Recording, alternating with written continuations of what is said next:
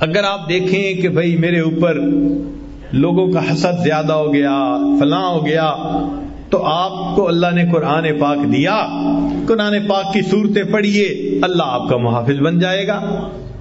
چنانچہ علامہ جلال الدین سیوطی رحمۃ اللہ علیہ نے ایک بات لکھی ہے جو آپ لوگوں کے لیے امید ہے کہ بہت فائدہ مند بات ہوگی، خاص طور پہ علماء طلباء کے لیے، اور اس کے بعد آپ کو عملیات والوں کے پیچھے نہیں بھاگنا پڑے گا۔ ہوتا ہے نا یہ جادو اور ٹونا اور فلاں اور ان کے پیچھے بھاگو، کوئی ضرورت نہیں۔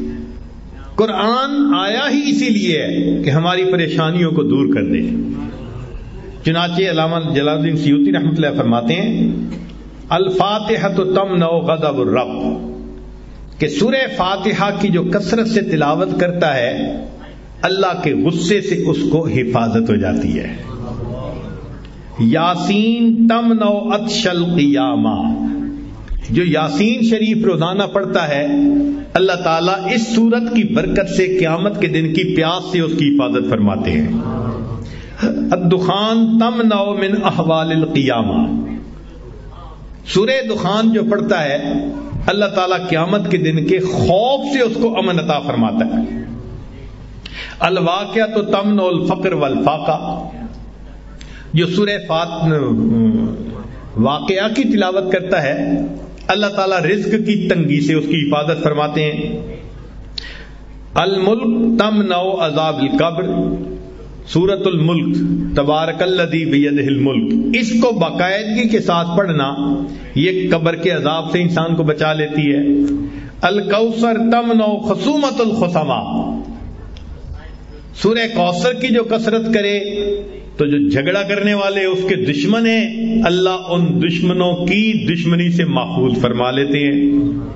الکافرون تمنع الکفر عند النزاع، جو سورہ کافرون کو پڑھتا ہے کثرت کے ساتھ اللہ تعالیٰ موت کے وقت کافر بننے سے حفاظت فرما دیتے ہیں۔ الاخلاص تمنع النفاق، جو سورہ اخلاص کی تلاوت کرتا ہے اللہ تعالیٰ اس کو نفاق سے بری فرما دیتے ہیں۔